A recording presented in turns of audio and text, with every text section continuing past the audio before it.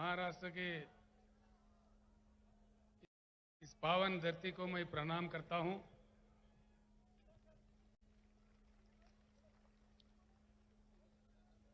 महाराष्ट्र राज्य के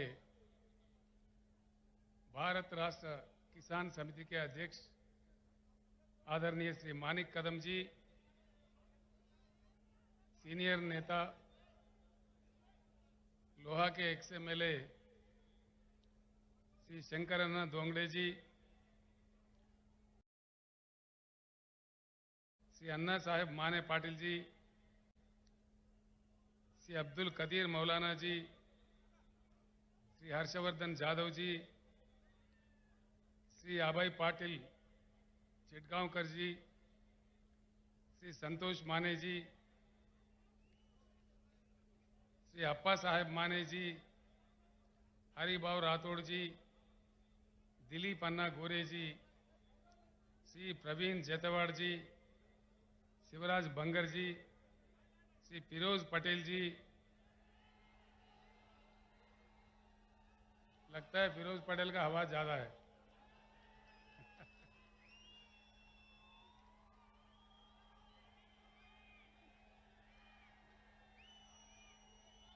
श्री विजय प्रकाश तोम्बारे जी, श्री बाला साहेब सनाप जी, श्री कुलदीप करपे जी,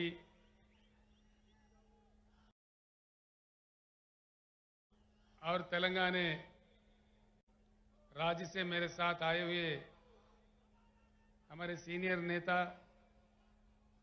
BRS parliamentary party के लीडर श्री केशवराव जी, हमारे आदरणीय एमपी श्री बीवी पाटिल जी, आदरणीय एमपी श्री संतोष जी, मेरे साथ आए हुए एमएलए एमएलसी, हमारे तेलंगाना राज्य के भूतपूर्व चीफ सेक्रेटरी, जिन्होंने तेलंगाना मॉडल बनाने में, तेलंगाना राज्य बनाने में मेरे साथ जो 24 घंटा काम किए थे, ऐसे महान शख्सियत भूतपूर्व चीफ सेक्रेटरी श्री सोमेश कुमार जी, और सभा में समन्वित सारे बुजुर्गों को, भाइयों को, बहनों को मैं प्रणाम करता हूं। सबसे पहले अभी हुआ है ईद, समाज में जितने भी हमारे मुसलमान भाई हैं, बुजुर्ग हैं, मैं आप तमाम लोगों को तहे दिल से ईद मुबारक पेश करता हूं।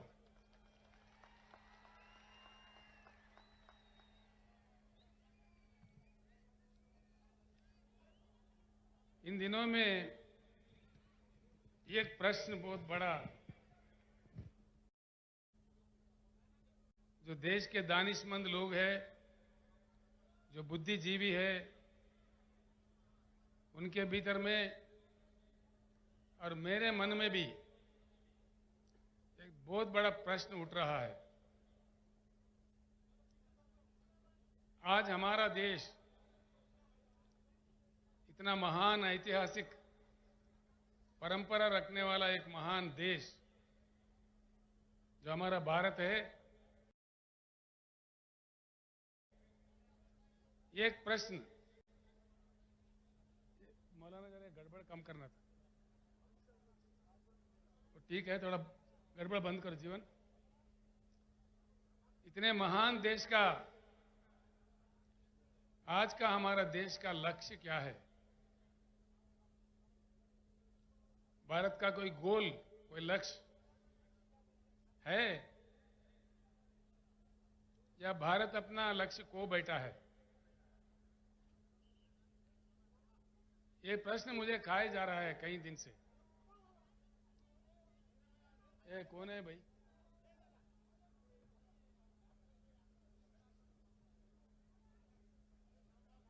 गड़बड़ बन जाए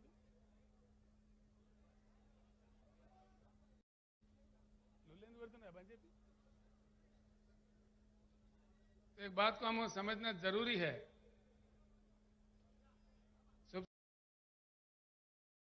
सबसे पहले मैं आपसे एक प्रार्थना करूंगा, जो मैंने नांदेड़ में भी किया था, लोहा में भी किया था, आज फिर एक बार अपनी बात को दोहराता हूं। जितने भी सभा में लोग आए हुए हैं, मैं आपसे प्रार्थना करता हूं, मेरे जो भी बात है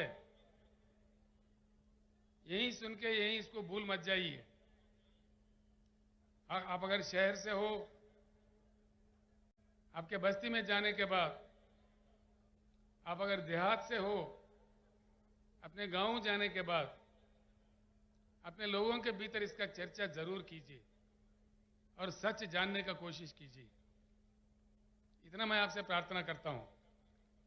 आज मैं जो भी कहूंगा, क्या ये अच्छा है बुरा है, देश के लिए, हम सबके लिए, जरूर अपने अपने गांव में या शहर के अपने अपने बस्तियों में अपने साथियों के साथ, अपने घर वालों के साथ, अपने बस्ती वालों के साथ दया करके चर्चा कीजिए ताकि बात निकल आ जाएगी। सत्य क्या है, हकीकत क्या है, हमें समझ में आ जाएगी। अगर भारत अपना लक्ष्य खो बैठा है, गुमराह होकर भटक रहा है, तो कहां पहुंचेगा देश? इतनी बड़ी जनसंख्या, सारे दुनिया में सबसे बड़ी आबादी, बिना लक्ष्य का समाज, बिना लक्ष्य का देश का अंजाम क्या होता है और वो कहां पहुंचता है? ये किसका पाप है? हो क्या रहा है देश में? कुछ होना है या ऐसे ही पड़े सड़े रहना है? सवाल हमारे सामने ये है। भारत का कोई नया लक्ष्य, कोई नया चेतना, एक नई सवेरे का स्टेप, एक नई उमंग से आगे बढ़ना है या ऐसे ही पड़े रहना है? सवाल इस बात का है। 75 साल हो गए, देश आजाद हो गए। मैं सुन रहा था आज सुबह से, यहां से हमारे जीवन रेड्डी एमएलए, हमारे वेणुगोपालाचार्य जी, हमारे पाटिल साहब, जितने भी लोग हैदराबाद से आके यहां काम कर रहे थे, वो लोग मुझे मैसेज भेज रहे थे। मुकामी लोगों से भी मेरा बात हुआ। शहर में 8 दिन में एक बार पानी आता है। प्रकाश पोरे जी जो देशोन्नति के मालिक है, मेरे साथी है, अकोला से आए हैं, उनसे भी मैंने मालूम किया तो वो भी कह रहे थे कि अकोला में भी यही हालत है। फिर कहां ठीक है? महाराष्ट्र राज्य में इतने नदियां निकलते हैं, शायद ही किसी राज्य से हिंदुस्तान में नहीं निकलते। गोदावरी है, कृष्णा है, पेनगंगा है, वेनगंगा है, मंजीरा है, भीमा है, घटप्रभा है, पंचगंगा है, मूला है, प्रवरा है, कितने कितने नदियां निकलते हैं। इतने नदियां निकलने वाले एक बलवान financial capital of India, Mumbai साथ रखने वाले राज्य पीने का पानी नहीं दे सकता। ऐसे हालात में भी हम लोग क्या मुतमैन हैं? दया करके सोचिए, जनता क्या मांग रही है? कोई सोने का ईंट थोड़ी मांग रही है, चांद सितारे थोड़ी मांग रहे। पीने का पानी भैया। इतनी लंबी लंबी भाषण के बाद, इतनी सरकारें बदलने के बाद, क्या हंगामा, सियासी हंगामा देखने के बाद पीने का पानी तक हमको आराम नहीं होता। ऐसी भारत आगे भी रहना चाहिए या बदलना चाहिए? बेरोजगारी बढ़ रही है, लाखों उद्योग बंद हो रहे हैं, लाखों श्रमजीवी जो उसमें काम करते हैं, कामगार लोग रोड पे आ रहे हैं, और देश में पूरा जातिवाद, धर्मवाद, लिंग भेद खेल रहे हमारे आंखों के सामने। रोज बरोज हम देख रहे हैं। जो धनवान है, अमीर है, और अमीर होते जा रहे हैं। एक ही साल में 10 लाख 12 लाख करोड़ के करोड़ोपति अरबोपति बन रहे, जो गरीब है और गरीब होते जा रहे। ये सब कड़वे सच है, आपके हमारे आंखों के सामने है। ये कोई मैं कहानी नहीं बता रहा हूं, जो रोज हमारे को देखने को मिलता है। ये कोई माने या ना माने, ये कड़वा सच है। ये सारे जो भी चल रहा है, ऐसा ही चलना चाहिए या इसका कुछ इलाज होना चाहिए? इलाज होना चाहिए। किसी भी देश में कभी कोई बीमारी लगती है, कभी कोई बीमारी लगती है, सुधारने वाले डॉक्टर होते हैं उस समाज के, उस देश के दानिश्वर, बुद्धिजीवी, उस देश के, उस समाज के युवा शक्ति, जिनके पास खून, जिनके खून में ताकत होता है, यही डॉक्टर्स होते हैं। नौजवान भाइयों को मैं प्रणाम करके पूछता हूं, हम लोगों को तो उम्र गुजर रहा है, लेकिन ये कल का देश आपका है, भविष्य आपका है। आप ऐसे ही पड़े रहोगे या कुछ उज्जवल रास्ता बनाओगे, फैसला कीजिए। और एक बात पक्का तय करके चलिए, हमारी जो समस्या है, किसी भी दिन ये हमको ही सुलझना पड़ेगा। कोई अमेरिका से नहीं आएगा, कोई रूस से नहीं आएगा, कोई दूसरे देश वाले आके हमको नहीं सुधारेगा। सवाल यह है, कितने जल्दी हम जाग जाए उतना ही हमारा सुधार होगा। जितना हम लेट कर दिए और बड़े अन्याय का सामना हमें करना पड़ेगा। एक ही बात सोचिए, हिंदुस्तान में कई महान किसान नेता पैदा हुए, कई लोग। सर छोटू राम जो आजादी से पहले पंजाब राज्य में काम कर रहे थे, उत्तर प्रदेश में महेंद्र सिंह टिकैत काम कर रहे थे, यहां अपना महाराष्ट्र में शरद जोशी के नेतृत्व में कई लोग, लाखों लोग काम कर रहे थे। कर्नाटक में प्रोफेसर नंजुंडा स्वामी, तमिलनाडु में नारायण स्वामी जी, आज पंजाब में राजोवाल जी, और मंच पर बैठे हुए हमारे भारत किसान समिति का राष्ट्रीय अध्यक्ष श्री गुरनाम सिंह चडोनी जी, ये सारे लोग लड़ते रहे। आखिर एक बात सोचिए, हिंदुस्तान में अगर लोकतंत्र है, लोकशाही है, तो 13-13 महीने किसानों को क्यों दिल्ली में, देश के राजधानी में धरना करना पड़ता है? कितनी दुर्भाग्यपूर्ण है।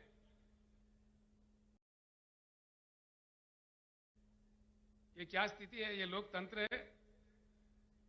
13 महीने के बाद, 13 महीने के दौरान में 750 किसानों का मृत्यु हो गया। 750 लोगों को मरने पड़ते हैं इस देश में, जिसमें लोकतंत्र हम कहते हैं। ये क्या तमाशा हो रहा है देश में? उसके बाद प्रधानमंत्री खुद माफी मांगते हैं, कानून वापस लेते हैं। अभी और 13 महीने गुजर गए, होता कुछ नहीं है। क्या ये लोकतंत्र है, लोकशाही है? किसानों का ये मान्यता है? मतलब क्या है? कुछ ना कुछ दाल में काला है। ये बात मैं किसी और जगह कहा तो वो लोग कह रहे थे दाल में काला है, ये पुरानी बात है भैया, अब तो पूरा दाल ही काला है। तो मतलब क्या है? जरूर कुछ इलाज की जरूरत है, कुछ ना कुछ परिवर्तन की जरूरत है। भारत को बदलना चाहिए, बिल्कुल बदलना चाहिए। भारत को परिवर्तन बहुत आवश्यक है, बहुत जरूरी है। जब तक हम परिवर्तित नहीं होंगे, हमारा किस्मत नहीं बदलने वाला है। एक उच्च गुणवत्ता वाली परिवर्तन, यानी कि एक पार्टी हार गया, दूसरा पार्टी जीत गया, ये परिवर्तन नहीं होता भाइयों। उच्च गुणवत्ता वाली, जिस चुनाव के दरमियान, जिस चुनाव के जरिए जनता जीतती है, जनता मांगे सफलता मिलती है, वो सही जीत होता है। पार्टियों का जीत नहीं होगा। पार्टियां तो कहीं जीता है हमने, कहीं जीते, एक गया, दूसरा है, तीसरा है, चौथा है, कितनों को जीता है अब तक हम लोगों ने? कितने पुड़ारी आए इस देश में, कितने नेता आए, कितने पार्टी आए, लेकिन समस्या जैस के तस, समस्या का कोई समाधान नहीं। जिस देश में हर दिन सौों की संख्या में किसान आत्महत्या कर रहे हो, जिस राज्य में, जिस पावन धरती पे मैं खड़ा हुआ हूं, इतने नदियां निकालने वाले इस महाराष्ट्र राज्य में, अभी हमारे शंकर अन्ना बता रहे थे, रोज 6-7 किसान आत्महत्या कर रहे हैं। या प्रधानमंत्री को या राज्य के नेताओं को क्या पड़ी है? वो लोग तो अफ्रीका से शेर ला के दिखा रहे हैं हमारे को। अरे भाई, ये हमारे किसान शेर मर रहे बोले तो देखो देखो, ये अफ्रीका का चीता है, ये नामीबिया का शेर है, इसको देख के खुश हो जाओ। क्या समझ में आता है? समस्या का वो समाधान नहीं है। इसीलिए मैं हमारे शेतकरी भाइयों से और बहनों से हाथ जोड़ के विनम्र पूर्वक प्रार्थना करता हूं, जब तक हम खुद शेर नहीं बने, हमारा समस्या का समाधान नहीं मिलेगा। तैयार होना चाहिए।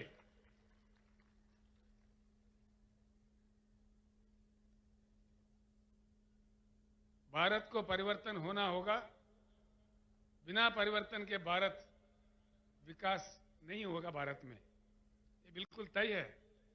जो कि लंबा समय गुजर चुका है, कई पार्टियों को मौका दिया जनता ने, लेकिन कुछ बात सही नहीं आया है।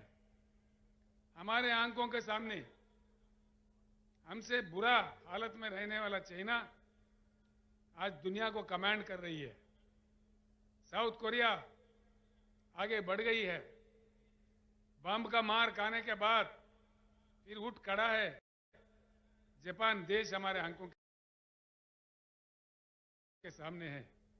जैसा मोहम्मद महातीर के नेतृत्व में मलेशिया में परिवर्तन हुआ, और सिंगापुर में जहां कुछ भी नहीं है, वो लोगों का हालत भी हमसे बेहतर है। ये सारे चीज हमारे आंखों के सामने हुई है। 75 साल में जो हो रहा है, इससे उठकर, आउट ऑफ बॉक्स जाकर, एक नया ढंग से, नया रंग से, एक नया जंग करके हम भारत को बदल सकते हैं। इसी पुराने तरीके से हम लोग नहीं बदल सकते। इस बात को समझने के लिए मैं आपको विनती करता हूं। इसीलिए मैं ये एक बात आपको बताना चाहूंगा, इस परिवर्तन भारत में जो आना है, बिना परिवर्तन के भारत आगे नहीं बढ़ सकता। इसीलिए पैदा हुआ है बीआरएस पार्टी। बीआरएस एक चुनाव के लिए, एक दिन के लिए, कोई एक वर्ग के लिए, एक धर्म के लिए, एक जाति के लिए नहीं पैदा हुआ। ये सारे भारतवासी जितने भी है, उनके हकों को लड़ने के लिए, उनके हकों के लिए बिल्कुल बीआरएस पैदा हुआ है। एक बात मैं यहां कहना चाहूंगा, जब भी नए पार्टी आता है, नया ताकत उभरने लगता है, पुराने ताकतें इकट्ठे होकर के भी हमला करने लगते हैं, साजिशें रचते हैं, अफवाहें फैलाते हैं, पुलिस को लगा देते हैं। लेकिन डरना नहीं है। अगर डरे तो हम आप भी आजाद नहीं होते थे, अब भी ब्रिटिश के गुलाम बने रहते थे। इसलिए मैं कहता हूं, फानूस बनकर जिसकी हिफाजत हवा करे, वो शमा क्या बुझे जिससे रोशन खुदा करे।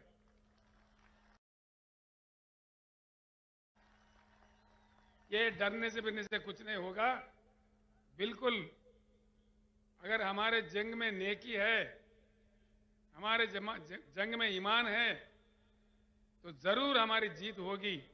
हम जीत के रहेंगे, क्योंकि भगवान हो या अल्लाह हो, अल्लाह के घर में देर है लेकिन अंधेर कभी नहीं है।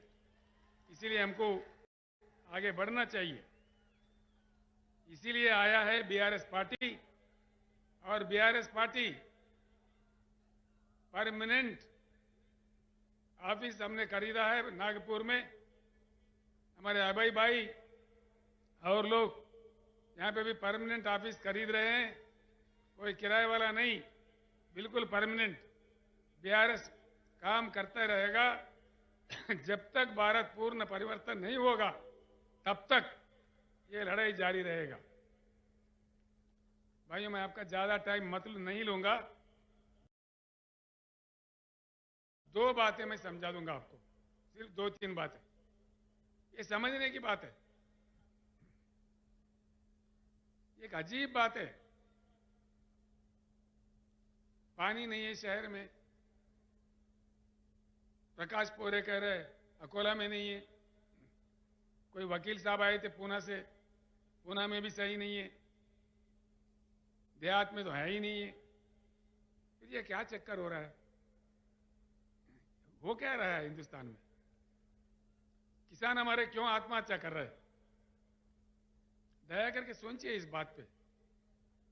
इतना हमको गुमराह कर दिया है, खास तौर पर 2 चीज, एक पानी, दूसरा करंट, बिजली। पानी, हिंदुस्तान के जो कृषि योग्य भूमि है 41 करोड़ एकड़, और जो पीने का पानी चाहिए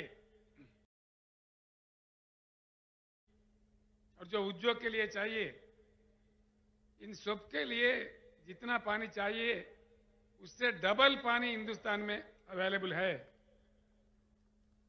फिर भी देश क्यों वंचित है? आप लोग सोचिए। ये नहीं है कि पानी नहीं है, फिर क्या नहीं है? राजनेताओं का इच्छा शक्ति नहीं है, देश के प्रधानमंत्री का इच्छा शक्ति नहीं है, राज्यों के मुख्यमंत्रियों का इच्छा शक्ति नहीं है। बस चल रहा तो चला रहे, भगवान के भरोसे चल रहे। ये कब तक चलेगा? ये किसानों का आत्महत्या रुकना चाहिए, ऐसे हम शमशान जाते रहे। बस इसमें खास तौर पर पहले से लेके अब तक, एक नेहरू साहब के जमाने में कुछ मनसूबा बनते थे, कुछ प्लानिंग होता था, उसके बाद में केंद्र सरकार जो भी पार्टी का बने, जो भी बने, उनके नालायकपन से आज देश सफर कर रहा है, इसमें कोई शक नहीं है।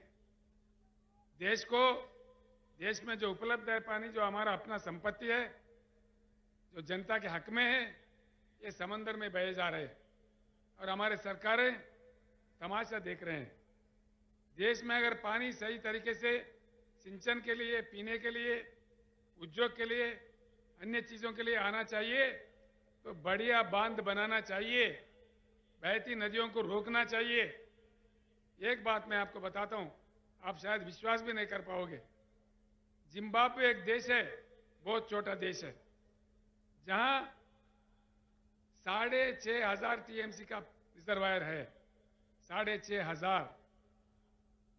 पैटर्न जो जायकवाड़ी है, यहां से नजदीक में है, आप तमाम लोग देख चुके हैं। 100 टीएमसी है उसका। यानी कि जिम्बाब्वे जो रिजर्वायर की मैं जिक्र कर रहा हूं, वो पैटर्न से 65 बार बड़ा है, 65 बार। हिंदुस्तान बाढ़ भी देख चुका है, सूखा भी देख चुका है। तो जिम्बाब्वे जैसा हमारे पास कम से कम 3-4 रिजर्वायर तो होना चाहिए, देश को बाढ़ से बचाने के लिए, सूखा से बचाने के लिए, लेकिन नहीं करते। पानी का तमाशा, पानी रखते हुए देश को नहीं दिया जा रहा है। इसके बीआरएस का ये लक्ष्य है, पूरे देश में आज जो पानी की पॉलिसी है, उसे बंद करना चाहिए। नया रचना, नया कानून जब तक नहीं लाया जाएगा ये तमाशा ऐसा चलते रहेगा। हमारे खेते प्यासे रहेंगे, हम प्यासे रहेंगे, हमारे लोग भी 8 दिन के बजाय 15 दिन भी हो सकता है शहर में, फिर और बुरा हालत भी हो सकता है। इसीलिए अब सोचिए, एक बहुत अहम बात है, पानी को समझने में हमारे देश अभी भी पीछे है। पानी एक ऐसी चीज है जो किसी फैक्ट्री में नहीं बनाया जा सकता। पानी को इंसान नहीं बना सकता। पानी खुदा का, भगवान का देन है जो अपने आप में आता है, प्रकृति देता है। बहुत ही मूल्य चीज है, उसको बहुत सेफ तरीके से इस्तेमाल करने का विद्या कई देशों ने सीख लिया है, लेकिन हमारे देश में नहीं सीखते, ना समझते, ना सुनते। तो इसीलिए पानी का पूरी पॉलिसी बदलना चाहिए और हर चीज के लिए भरपूर पानी। मैं ये एक बात कहता हूं भाइयों, दोस्तों, महाराष्ट्र में बीआरएस सरकार बनाई है। 5 साल के अंदर हर घर में नल के साथ पीने का पानी मिलेगा, ये मेरा वादा आपके साथ है। हर शहर में, हर छोटे से छोटे गांव में, जो आज तेलंगाना राज्य में मिल रहा है, हमने किया है वहां पे। हर घर में, हैदराबाद के जो बड़े अमीर, बड़े बड़े धनवान, अरबोपति रहने वाला जगह जो जुबली हिल, बंजारा हिल्स है, वहां का पानी वहां के अमीर जो पीते हैं, आदिलाबाद जिला का गोंड भी वही पानी पी रहा है। और ये बात महाराष्ट्र में भी संभव है। और ये भी मैं आपको वायदा करता हूं, जितना जल्दी हो सके उतना जल्दी हर एकड़ में भरपूर पानी किसानों को दिया जाएगा। ये मैं वायदा करता हूं आपसे, जो आज तेलंगाना में हुआ है।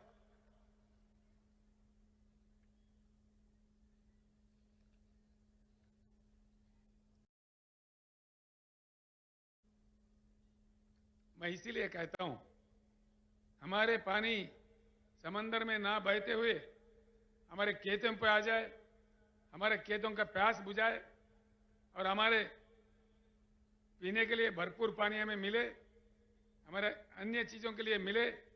ये करना बहुत जरूरी है। इसके लिए रोना धोना बंद करना है, अब लड़ना सीखना है। सारे शेतकरी इकट्ठा होना है, अन्य भाई भी इकट्ठा होना है। इसका कोई दूसरा नहीं कर सकता। इसका फैसला हमको खुद करना पड़ेगा। कोई दूसरा देश वाला भी इसमें हमारा मदद नहीं करेगा। दूसरी चीज है बिजली। क्यों बिजली नहीं देते भाई, ये तो मुझे समझ में ही नहीं आता। 8 साल पहले तेलंगाना बनने से पहले वहां का हालत भी महाराष्ट्र से भी बहुत बुरा था, बहुत ही बुरा था। दिन में 3 घंटा आता था करंट, किसी दिन तो आता ही नहीं था। आज तेलंगाना में हर किसी को, किसान समेत हर किसी को 24 घंटा उच्च गुणवत्ता वाला पावर मिलता है। किसान को तो फ्री मिलता है, 24 घंटा मिलता है। फिर क्या तमाशा हुआ? जब तेलंगाना 24 घंटा दे सकता है तो महाराष्ट्र में क्यों नहीं? तेलंगाना बहुत छोटा राज्य है, महाराष्ट्र से कमजोर राज्य है। फिर क्या हो रहा है? ये क्या तमाशा है?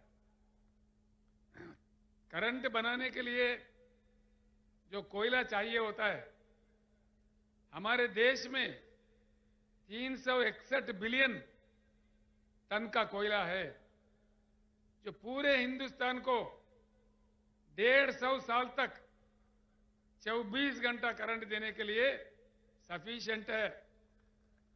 150 साल तक। ये आंकड़े मेरे नहीं है, ये कहानी मेरा नहीं है।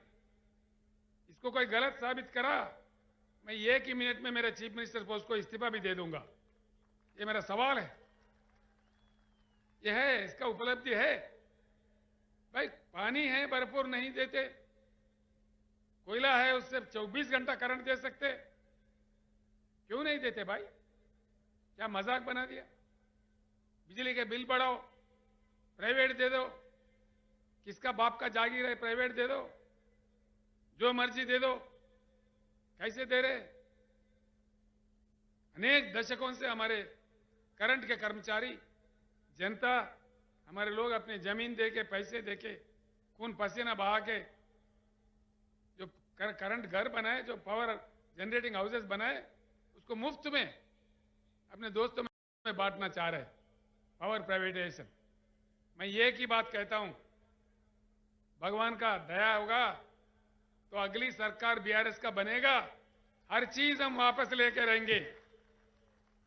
मैं आज इस मंच से कहना चाहूंगा, जो आज प्राइवेटाइजेशन करना चाह रहे, जिनकी नीति प्राइवेटाइजेशन है, तो हमारे नीति प्राइवेटाइजेशन नहीं है, नेशनलाइजेशन है।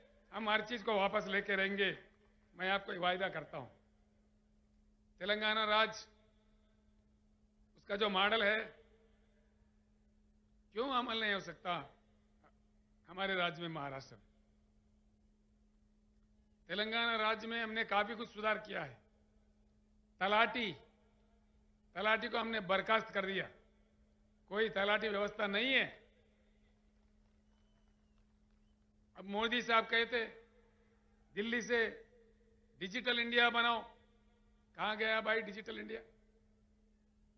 कहां गया? तो किसानों का रिकॉर्ड भूमि, वो जो भूमि है उसका रिकॉर्ड क्यों नहीं डिजिटलाइज कर रहे?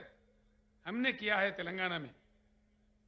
रजिस्ट्रेशन के लिए कई दिन सड़ने बढ़ने नहीं पड़ते, 15 मिनट में रजिस्ट्रेशन होता है, उसी समय पट्टा भी हो जाता है, फिर बार बार ना फिरना नहीं पड़ता है। ये काम महाराष्ट्र में क्यों नहीं होता भाई?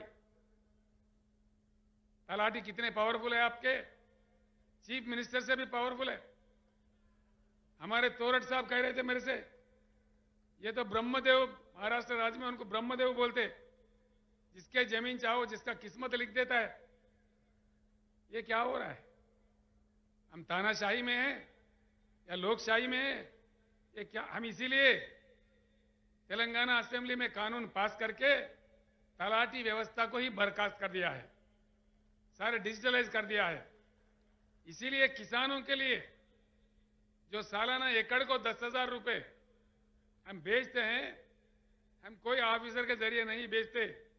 किसान को उस पैसे लेने के लिए कोई दफ्तर जाना नहीं पड़ता। हैदराबाद में हम डाल देते हैं तो सीधा उनके बैंक अकाउंट में डालता है, बीच में कोई दलाल मट्टी कुछ नहीं है, 1 रुपए का भी रिश्वत नहीं देना पड़ता।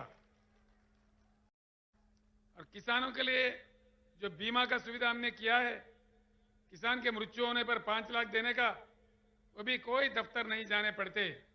उसके 8 दिन के अंदर उनके घर, वो किसान जिनका मृत्यु हुआ, वो जिसका भी नॉमिनेट किया, 8 दिन के अंदर 5 लाख उनके घर पहुंच जाता है। किसानों का जब दान हम खरीदते हैं, हर एक दाना 7,100 केंद्र खोल के तेलंगाना में हम खरीदते हैं। अभी खरीद रहे, अभी धान की फसल आ रही है, बड़ी तादाद में आ रही है। हम 7,000 केंद्र खोले हैं, अभी कारोबार चालू है, कोई भी आकर देख सकता है तेलंगाना को, यहां से कोई इतना दूर भी नहीं है। उसका पैसा भी सीधा किसान के बैंक खाता में जाता है, कोई दलालों का शिकार नहीं है। तेलंगाना में भी हालत इससे बहुत बुरा था, करंट नहीं था, पीने का पानी नहीं था, किसान भी हमारे आत्महत्या कर रहे थे। मैं कई बार रो पड़ा था, मैं भी जोश में आके मैं भी, अरे भैया मत मरो बोल के हाथ जोड़ के उनको प्रणाम किया। मैं 2-3 साल बचे रहो, मैं आपको बचा लूंगा बोल के रोते हुए भी मुझे बोलना पड़ा, ऐसा इतना बुरा हालत था। लेकिन आज एक कट्टरपन से हमने काम किया। आपके सामने बैठा हुआ है हमारे सोमेश कुमार जी, जो भूतपूर्व चीफ सेक्रेटरी है, साबिका चीफ सेक्रेटरी है तेलंगाना राज्य का, मेरे साथ उन्होंने काम किया, अभी रिटायर हुआ है। उनका काफी योगदान रहा वहां पे, ये चीजों को हासिल करने में, ये चीजों को किसानों को उपलब्ध करवाने में बहुत उनका योगदान है, हम ही ने किया है। महाराष्ट्र में क्या हुआ भाई?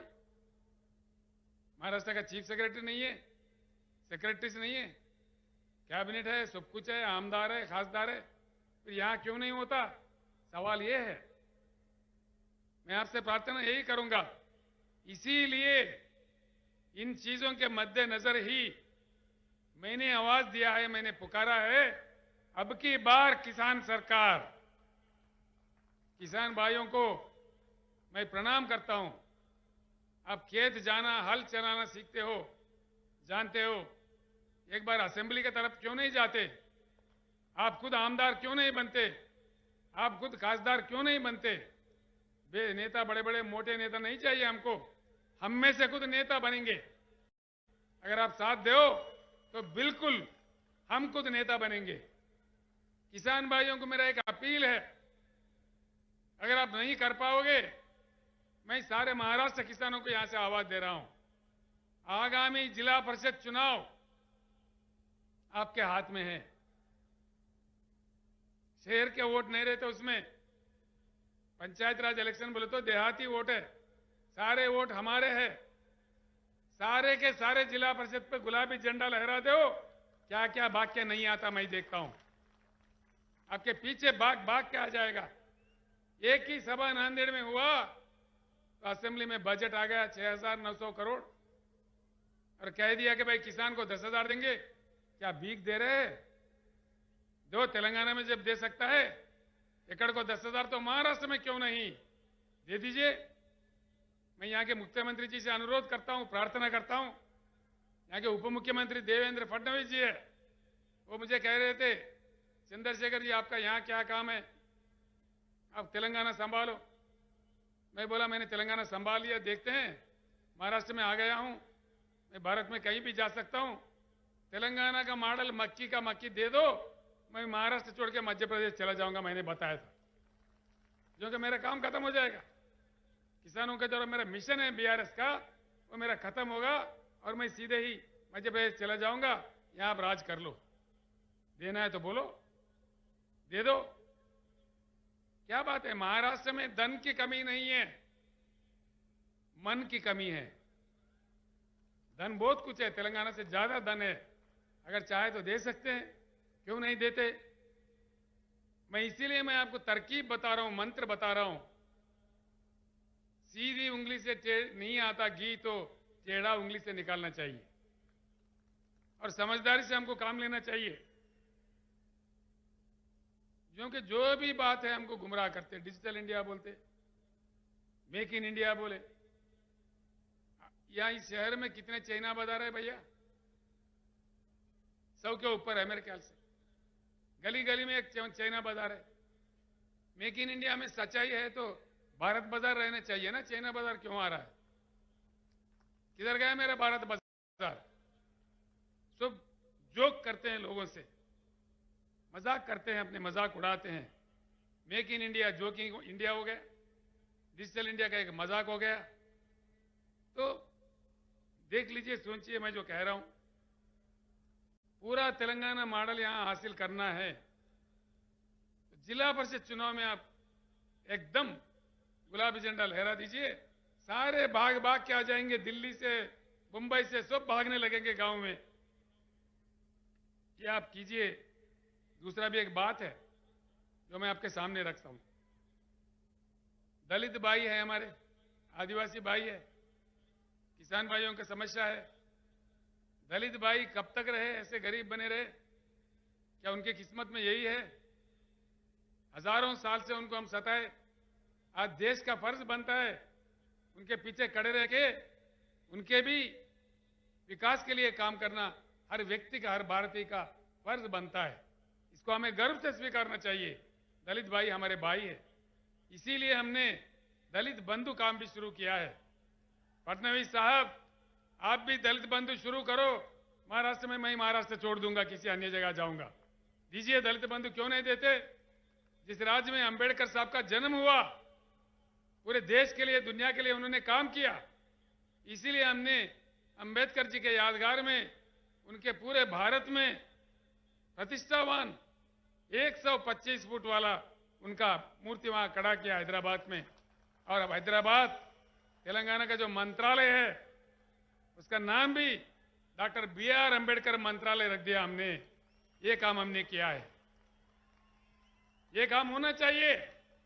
मैंने प्रधानमंत्री जी से अनुरोध किया, प्रधानमंत्री जी आपने जो नया पार्लियामेंट बिल्डिंग बनाया दिल्ली में, अगर आपको प्यार है, मोहब्बत है, तो उस बिल्डिंग को भी अंबेडकर जी का नाम दीजिए, पूरे देश खुश हो जाएगा। ये मैं अनुरोध करता हूं। दूसरा एक बात मैं बताना चाहूंगा, हमको किसी चीज की अपेक्षा है तो उसी चीज का हमको काम करना चाहिए। अगर फल खाना है, फल की अपेक्षा है, तो फल का पेड़ लगाना चाहिए ना, तभी फल मिलेगा। पेड़ कांटों का लगाओ, फल की अपेक्षा करो, कहां से मिलेगा भाई? मिलेगा? नहीं मिलेगा। दूध का अपेक्षा है, गधों को घास डालो और गाय से दूध मांगो, मिलेगा? घास गाय को डालो तभी दूध मिलेगा। गधों को डाल के गाय के पास से दूध कहां से मांगोगे? तो जब हम काम कर रहे हैं, जब अपने वोट का इस्तेमाल कर रहे हैं, सही वोट देना चाहिए। किसको देना चाहिए? हमारे भलाई के लिए कौन काम कर रहा है, कौन तड़पता है, उनको देख के हमको काम करना चाहिए। तभी जाके हमारा एकता ही हमारा समस्याओं का समाधान है। खास तौर पर किसान भाइयों से, दलित भाइयों से मैं हाथ जोड़ के कहता हूं, आत्महत्या करना हमारा समस्या का समाधान नहीं है। हमारा समस्या का समाधान हमारे हाथ में है।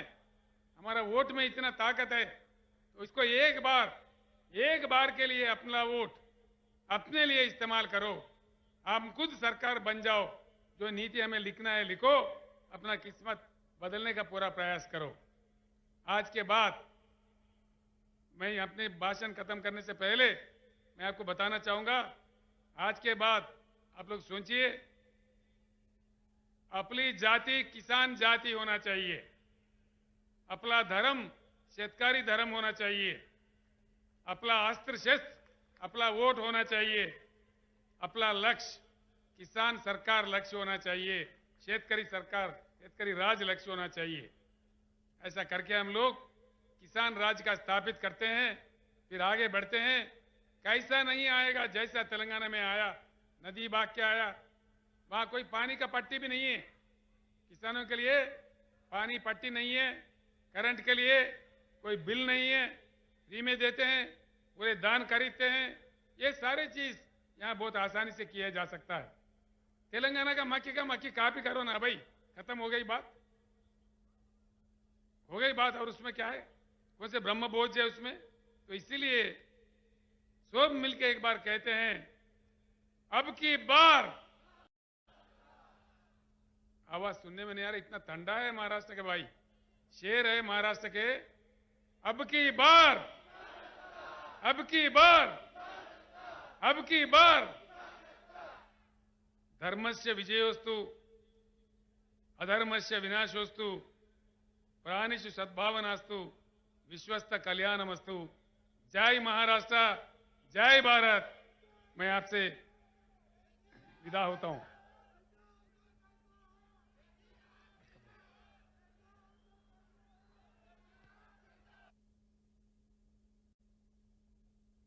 तुम भी